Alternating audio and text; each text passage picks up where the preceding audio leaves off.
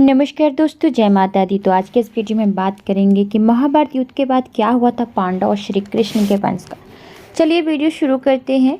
महाभारत का युद्ध जो वर्तमान हरियाणा राज्य के कुरुक्षेत्र में लड़ा गया था, मानव इतिहास में अब तक लड़े गए सबसे भयावह युद्धों में से एक माना जाता है। धर्म ग्रंथों के अनुसार यह युद्ध इतना विनाशकारी था कि केवल 18 दिनों तक चलने के बावजूद इसमें लगभग 80% भारतीय पुरुष आबादी की मृत्यु हो गई।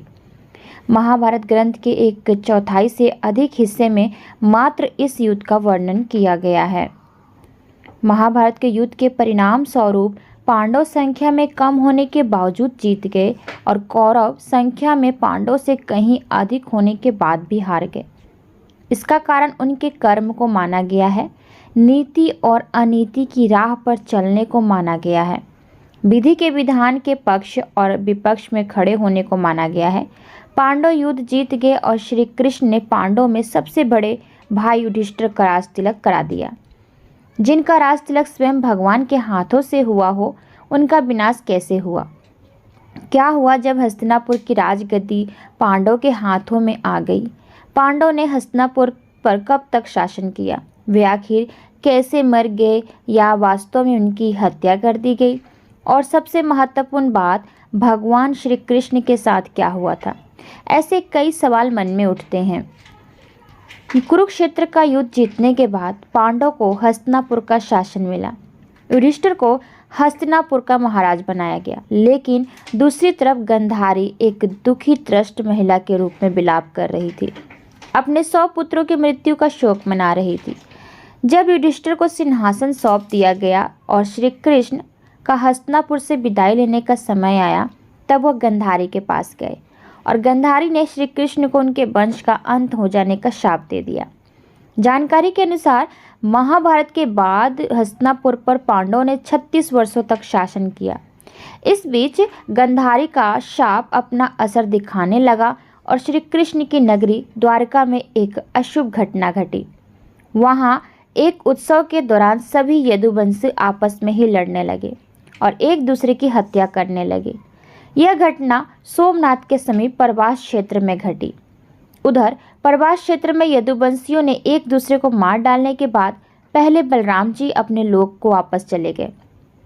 इसके बाद श्री कृष्ण वहीं परवास क्षेत्र में एकांतवास में रहने लगे। एक दिन वह ध्यानावस्था में एक वृक्ष के नीचे बैठे थे। तभी जरा नाम के एक शिकारी ने गलती से उनके पैर में तीर मार दिया और श्री कृष्ण ने वहां मानव देह त्याग दिया। भगवान श्री कृष्ण के बैकुंठ लौट जाने के बाद देव ऋषि वेदव्यास ने अर्जुन को बताया कि श्री कृष्ण और उनके भाइयों का जीवन समाप्त हो गया है। जानकारी के अनुसार श्री कृष्ण जिस दिन बैकुंठ को लौटे, उसी रात को 12 बजे से कलयुग का प्रारंभ हो गया। वेदव्यास जी से श्री कृष्ण के प्रयाण की सूचना मिलने पर युधिष्ठिर अपने परपौत्र परीक्षित का राज तिलक करते हैं, फिर अपने सभी भाइयों और द्रौपदी के साथ हिमालय की ओर चले जाते हैं। महाभारत के अनुसार हिमालय से वह स्वर्ग चले जाते हैं और इस यात्रा में कुत्ते के रूप में आए यमदेव उनका मार्गदर्शन करते हैं। जैसे जैसे सभी पांडव हिमालय पर ऊपर की तरफ चढ़ते हैं, वे एक एक करके गिरने लगते हैं और उनकी आत्मा उनका शरीर छोड़ने लगती है। यह क्रम द्रौपदी के साथ शुरू होता है और भीम की मृत्यु पर समाप्त होता है। उनकी मृत्यु के कारण उनकी इच्छाओं, अंछाओं और उनके गर्व के कारण होने वाली परेशानियों से जुड़े हैं। केवल युधिष्ठिर ही थे जिन्होंने किसी भी चीज पर गर्व नहीं किया। इस कारण केवल वही जीवित रूप में हिमालय के ऊपर स्वर्ग के प्रवेश द्वार पर पहुंच जाते हैं। स्वर्ग के प्रवेश द्वार पर भगवान यम कुत्ते के रूप को त्याग कर अपने असली रूप में आते हैं और युधिष्ठिर को स्वर्ग में प्रवेश कर देने से पहले उन्हें नरक में ले जाते हैं। नरक में युधिष्ठिर अपने भाई और द्रौपदी को अपने पाप स्वीकार करते हुए देखते हैं तो उन्हें उनके पापों से मुक्ति दिलाते हैं।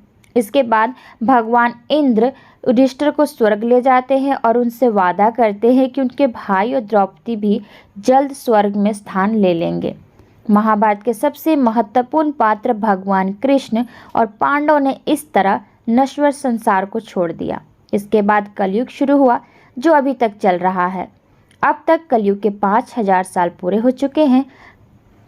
तो उम्मीद करती हूँ कि आज की वीडियो आप सबको अच्छी लगी होगी। चलिए आपसे मिलते हैं अगली वीडियो में, तब तक के लिए आज्ञा दीजिए। धन्यवाद।